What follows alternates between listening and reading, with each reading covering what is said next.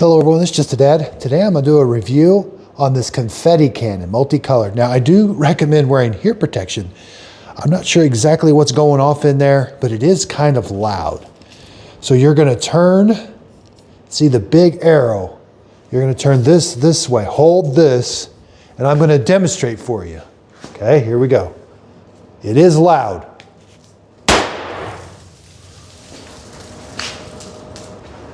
So if you do that indoor, it will be kind of loud. But there's the confetti you get that comes out of it. It's kind of like tissue paper. It's quite a bit. Okay, I did take one apart. It's a metal cylinder with a plastic thing and then a cardboard tube's attached to it, but it looks like it's compressed air. Definitely not reusable. It looks like it has a lot of compressed air in there. So you just get a one-time use.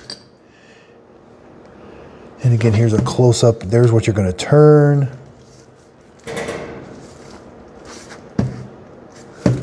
And the end is sealed also, but it will come out under a lot of force. So again, I thought it was super loud. Hope this video helped. Thanks everybody for watching.